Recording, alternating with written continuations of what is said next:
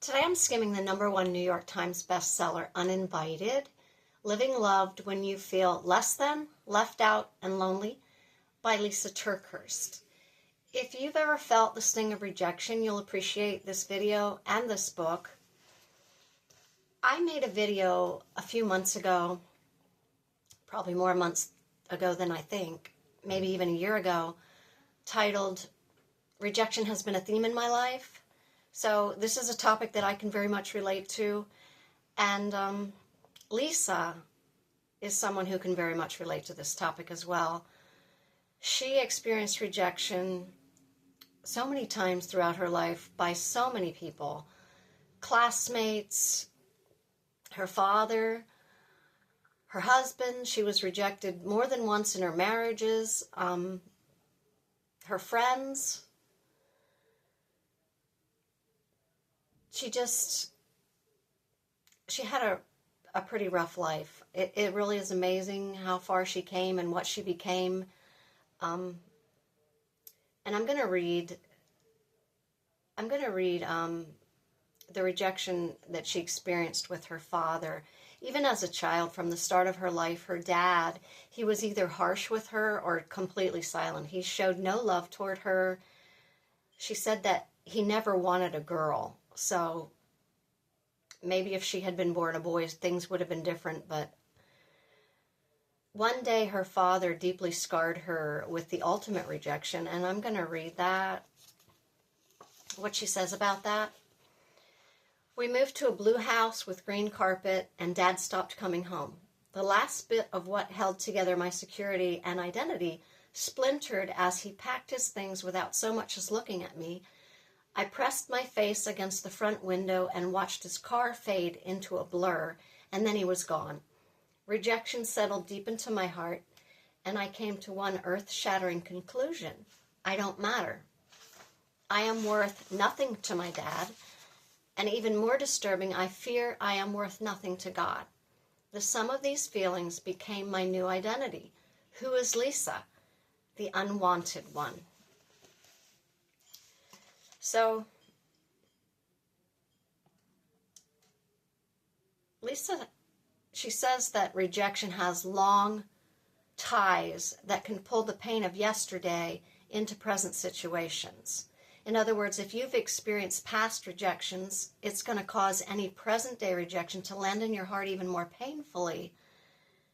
That present trauma of that present rejection, it's magnified by any rejection from your past. And when that rejection comes from people close to you, that pain is compounded even more. And I have a quote from page 76. She says, it's like taking a photograph containing all the people you love, and suddenly some of those people purposely cut themselves out of the picture. And the gaping hole left behind is in some ways worse than death. If their absence was caused by death, you would grieve their loss.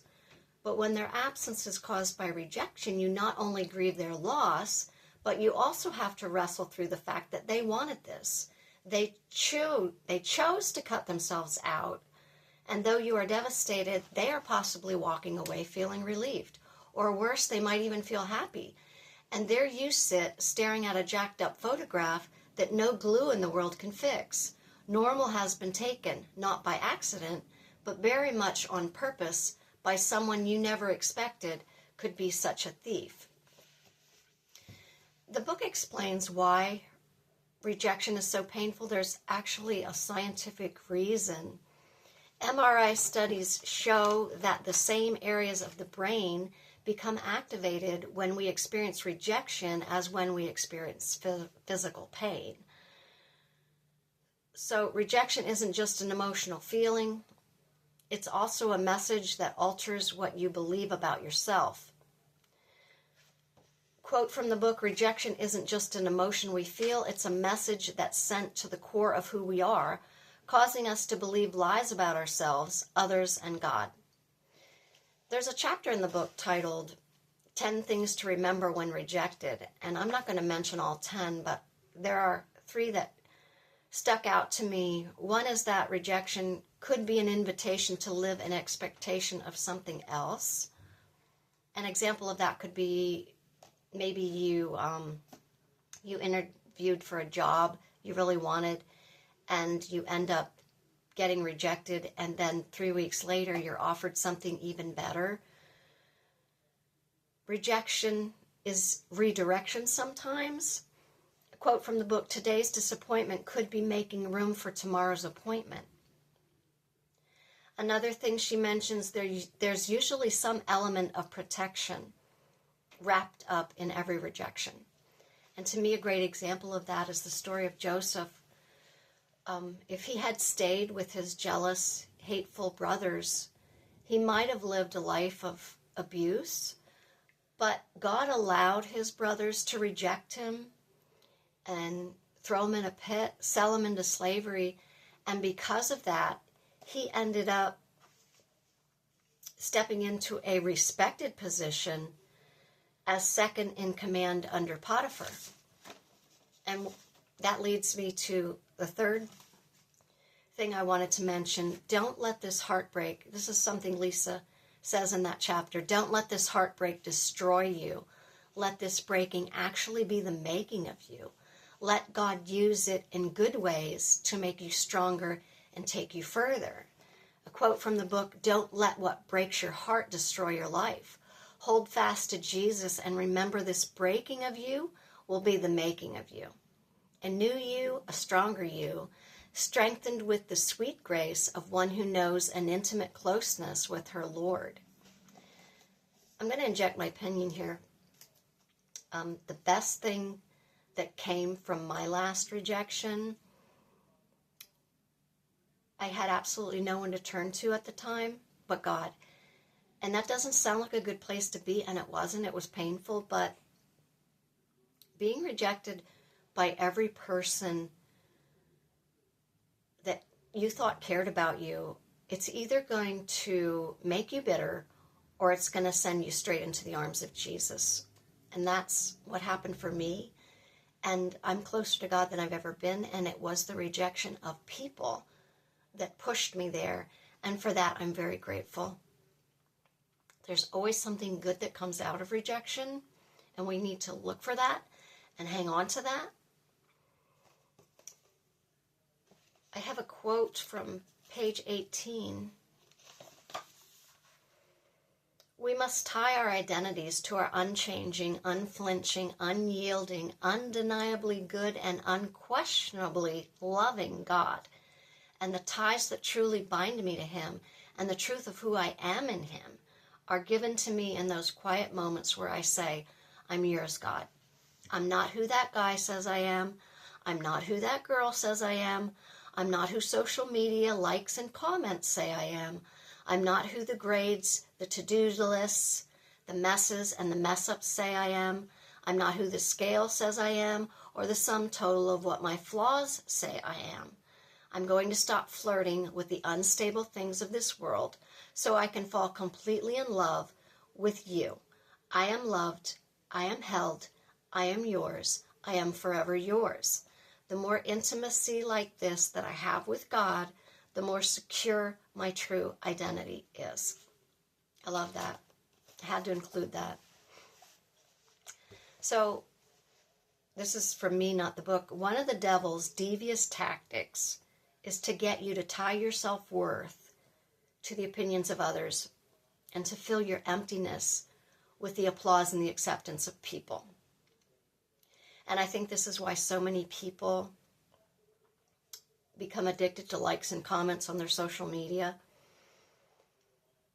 I've posted things on Facebook to make myself feel better when I'm down, to make myself feel more accepted. And I don't do that anymore.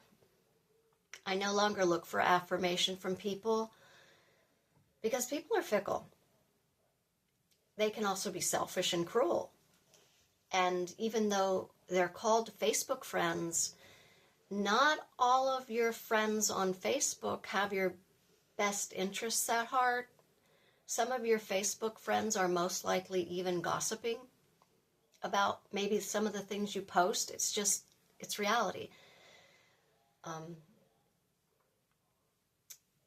The Bible promises that God will never leave us, never forsake us, never gossip about us. He always has our best interests at heart, and that's why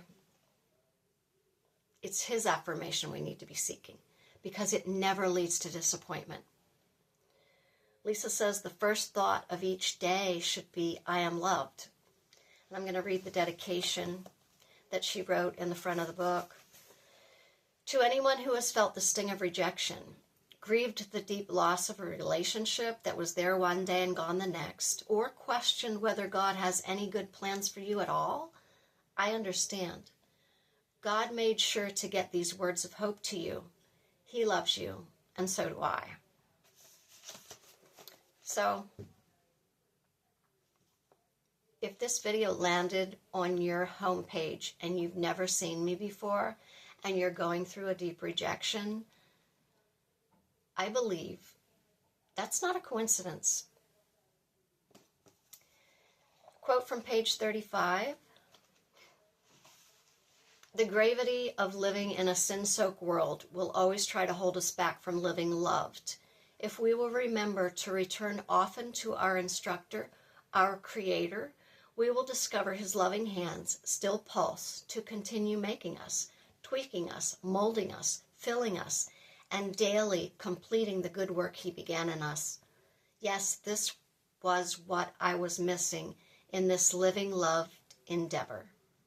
I was doing many things with God in mind, but not really spending time getting refilled by God and His abundant love at all. I was saying I was connecting with Him, but in all honesty, I was letting the world stir my deep affections. I'd say I put God first in my life, but give all my first moments of each day to checking my text messages rather than checking in with His message. So, if we want to live feeling loved, Lysa is reminding us that we can't be looking in all the wrong places for affirmation and love and comfort and affection. The things and people of this world cannot meet our deepest needs or longings. Quote, He waits every day with every answer we need, every comfort we crave, every affection we're desperate for, while we look everywhere else but at Him. She says some of the biggest disappointments in life are the result of expectations that we put on other people that they can't possibly meet. Quote, being full of God's love settles, empowers, and brings out the best of who we are. On the other hand, the more full of the flesh we are, the more we grab at anyone and anything to fill that ache for love and acceptance. The more fully we invite God in, the less we feel uninvited by others.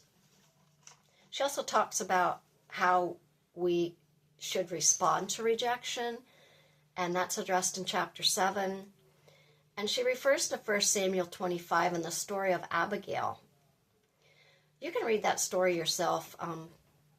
I didn't even know the story of Abigail when I read this. She's kind of a woman in the Bible that no one really talks about. But her life was filled with rejection, negative people, deep disappointment. She was married to a man, Nabal, and his name literally means fool in Hebrew. And not only was she rejected by him and his cruelty, but she was also rejected by people who didn't want anything to do with the wife of this foolish, cruel man. So her life, it was not an easy life. She was constantly disappointed,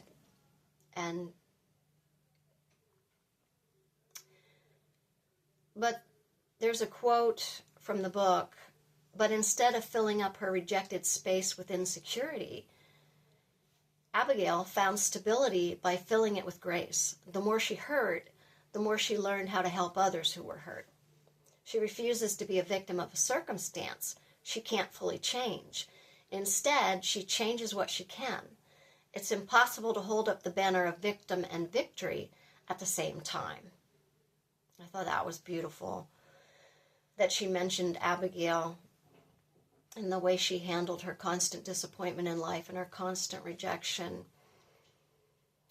Lysa also warns about hashing, bashing, and trashing your troubles on the internet, because the internet never forgets. She says, don't let today's reaction be tomorrow's regret, and don't invite the public into your private need to heal. I thought that was great advice. I've seen people do this on Facebook. I've done this myself. I've made that mistake. I got really frustrated one time about someone who was just being blatantly mean-spirited. Someone who, claimed to be Christian, yet just displaying outright hatred. And I regretted it, because on Facebook, these people don't know your story. They don't know the details of what you're going through. And they're going to jump to conclusions. And you'll probably become the topic of gossip as soon as you post that. If you need to vent, take it to someone who you deeply trust, not Facebook. I thought that was great advice. Don't do it. You'll regret it. You will regret it. So, she's saying that it's God's presence in our life, and that's what fills us with His love and acceptance. Quote from the book, only when we apply His revelation to our situations will we experience transformation. When we more clearly see Him, we can more clearly see the miracle in our mess, the good in our difficulty, and the redemption in rejection. So, in a nutshell, God's love is the only love that will never reject you.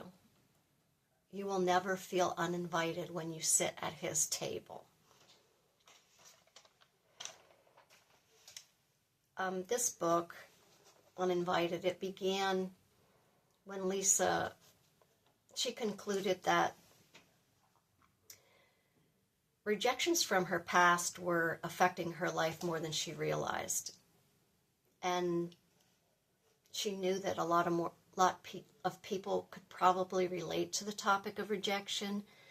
And her desire in writing the book was just to tenderly tackle the subject of rejection using biblical truths and biblical perspectives. And I highly recommend Uninvited. And I hope this video and this book, if you decide to read it, that it encourages you and brings you comfort and gives you a sense of hope if you're going through any kind of rejection. I have a closing scripture, and it's Hebrews 13:5. For God has said, I will never fail you. I will never abandon you. So we can say with confidence, the Lord is my helper, so I will have no fear. What can mere people do to me?